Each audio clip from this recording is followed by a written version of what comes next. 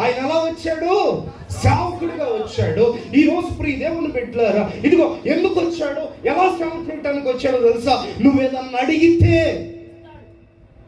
హల్లెలూయా, ఏంటండి, నువ్వేదన్నా అడిగితే దాన్ని చెయ్యటానికి వచ్చాడు ఆయన.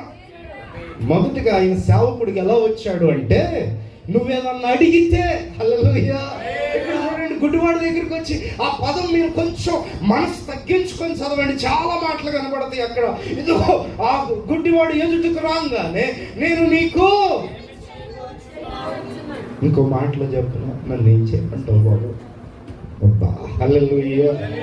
ఏంటండి, నన్నేమి ఎవరు అడుగుతారండి? ఎవరైనా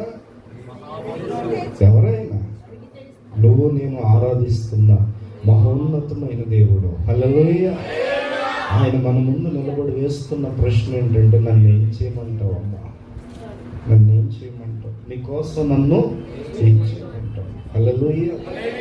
నీకోసం నన్ను ఎలా చేయమంటావు? నీకోసం నన్ను ఏ సేవ చేయమంటావు? నీకోసం నన్ను ఏ పని చేయమంటావు? ప్రియ దేవుని బిడ్డలారా, నేను ఒక మాట చెప్పునా, ఎప్పటి నుంచో మనం ఆయన అట్లాగే చేసామమ్మా. హల్లెలూయా. ఇటు చూస్తారు, ఒక్కసారి మనసు పెట్టి, ఎప్పటి నుంచో మనం ఆయన అక్కడే ఉంచేస్తాం. ఎలాగో తెలుసా? ఎప్పుడు ఆయన ముందుకు వెళ్ళినా, నన్ను ఏం చేయమంటావు అని ఆయన మన ముందుకు వచ్చినప్పుడు పదే పదే మనం పలికిన మాట ఏంటంటే, ఇది చెయ్యి, అది చెయ్యి, ఇది చెయ్యి, అది చెయ్యి అని ఆయన ఇంకా అక్కడే ఉంచేస్తామమ్మా. తెలుసా? ప్రార్థించినప్పుడల్లా ఆయన మనం సేవకులుగానే నిలబెట్టేసి